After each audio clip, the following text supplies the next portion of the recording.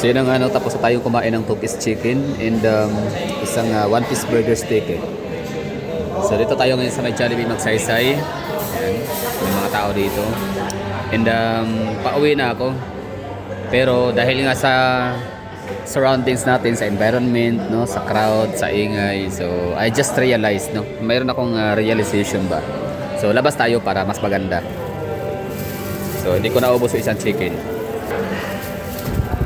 So I just realized ba na Davao City is joining the trend talaga, no, sa Manila and Cebu na hindi natutulog. Parang hindi na uso yung tulog dito sa area na to dito gawa nung mag-alas 4 na, but still marami pa rin tayo nakikitang mga tao, no, na yun na nga kakalabas lang galing sa trabaho, ang iba papapunta pa lang trabaho, yung iba lasing, di ba? Pero kung i-compare pa rin naman talaga natin to sa may mga mega city like yan na nga Metro Manila and some part of Metro Cebu, di hamak na mas tahimik pa rin tong no. Hindi pala siya magsaysay, Acacia pala. No, so di hamak na mas tahimik pa rin tong lugar na to. Ibig ko sabihin di hamak na mas solemn. Di hamak na mas konti lang yung tao dito.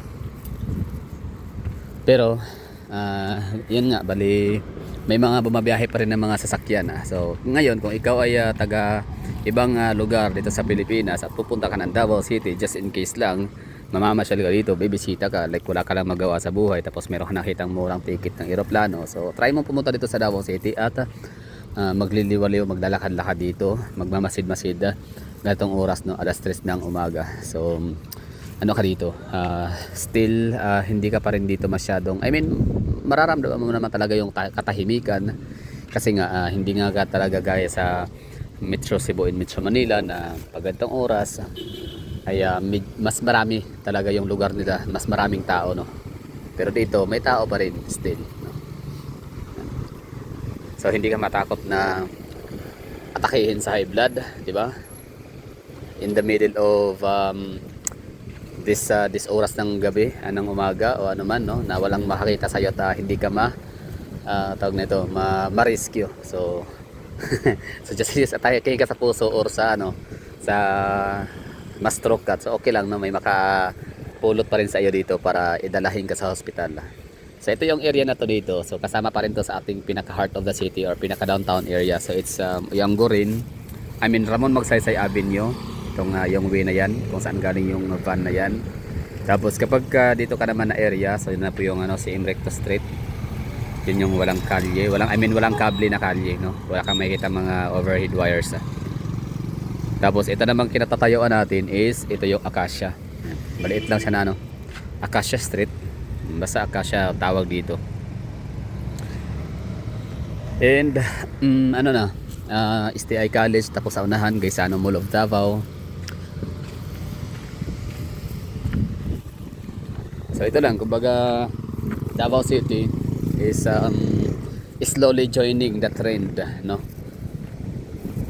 sa Manila and Cebu na tila yata hindi natutulog ang mga tao, hindi uso yung tulog kasi may mga nagiinom, I mean may mga naglalakad-lakad pa, iba lumalabas ang bahay para kumain gaya ko, mga nocturnal ang mga tao dito, yan, yan, mga estudyante, ko mga estudyante ba yan, pero mga empleyado siguro, no, iba naglalasingan. Ito yung mga hitsura ng Davao City, just in case kung curious ho kayo anong hitsura ng Davao City kapag madaling araw, so ito na yun. So ito yung hinahanap mong video, this is what you're looking for. So dito tayo sa pinaka focal point, no, ng Davao City. So focal point kasi nga nga siya, bali itong area na to dito, ito naman yung sakayan at babaan sa mga rutang dito sa unahan papuntang Tugbok, Mintal, Kalinan area, mga ganyan ng mga tag. Tapos basta focal point of Davao City, babaan sakayan, no, sa mga taga northern part of Davao. Tapos doon naman sa unahan nito, likod lang itong black blocky na to, so Rojas Avenue na siya. Tapos diyan mo makikita yung ano, Rojas Night Market, pero this time wala nang Rojas Night Market kasi sarado na, no. I mean ano na, nagliligpitan na. Early as 11 na simula ng ano mag-uninstall na ng mga tolda ng mga tindahan ang mga nagtitinda sa Rojas Night Market. So by 12 midnight hanggang alauna, so linis na yung tawag nito. Linis na yung kalye. Grabe, ang bango. Alin kaya sa kanang apat ang mabango doon? Bango naman. Pa-share naman ng kulon. Kung ng tips naman kung ano yung kulon ng ninyo or perfume ang bango. Anyway, so yun lang, no, daming taxi dito, may mga jeep, nakatambay pa rin talaga. Naalala ko lang naman talaga dati, balikan ho natin like mga 15 years ago. Yun, 15 years ago. So, or, yeah, tama, 15 years ago. So, anong year na ba ngayon? It's 2024. 2015, 2006. Tama ba? So, 2006, 15 years ago. So, itong area na to dito, walang tao. Like, pag gantong oras tulog, wala ka talaga makikita ng taxi, no? Mangilan-ilan na taxi lang dito yung makikita. Pero mula nga na talaga nung naging metropolitan city ang Davao City, naging metro city, di ba? Metropolitan, naging third tier ang Davao City. So makikita mo na tong mga talagang mararamdaman mo talaga yung 24/7 ho talaga ng mga businesses in the mga jeepney ho dito. For example, ang dami naming mga drive-thru dito, madami mga Jollibee, McDonald's na bukas 24. Kasi nga ay nung na-declare nga ang Davao City as metropolitan, so ayun, tumaas ang basta maraming nag-invest sa Davao City, tapos marami ang mga naging basta ganun na yan and everything follows, no. Parang siya, nag-domino effect na siya. So Chinatown area, Arc of Friendship, Ramon Magsaysay Avenue. So dito sa Davao City, may mga kalat din naman, may mga makita pa rin naman tayong mga kalat, no? May mga tapon ng mga basura, no? Mga plastic, mga waste plastics, mga ganon, no? Mga plastic bottles, na kahit sabihin natin bilang lang sa daliri, pero meron pa rin. Pero ang maganda lang dito sa Davao City, ang mga namin dito, mga street sweepers, early as 3, alas 2 pa lang na madaling araw, alas 3 talagang naglilinis, nagwawalis na sila dito. So yung tupad o akap, ano ba yan? Tupad, no? Tupad ba yun? Yung nagwawalis na lang, hindi naman talaga tunay na nagwawalis.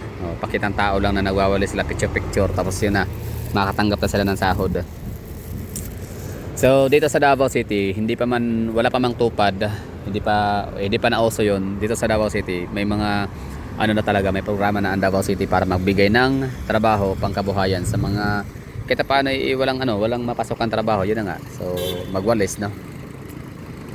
So sa lawak ng Davao City, lalo na sa downtown area, so marami ditong makikitang mga street sweepers. So wala ka nang makikita ngayon na nagwawalis, nagdadala ng mga walis tsaka yung dustpan tsaka yung sako, kasi tapos na sila. Ganyan sila kaagap dito. Basta yung ginagawa natin trabaho dito, like kapag tapos na silang magwalis, uwi na sila. Tapos iba naman yung makatoka, iba naman yung mag-duty. Tapos per cluster yan, meron tayong nakita dito. Ano bang natututunan sa video na to? Wala lang. Gusto ko lang ipakita sa inyo na hitsura ng Davao City early as 3 AM, mag-alas 4 ng umaga. Nagwawalis, may mga tao dito, may mga sasakyan, mga private cars, mayroong mga jeep, mga tricycle. Ayan. Kasi walang huli kapag gantong oras, no. Tulog yung CCTV mo.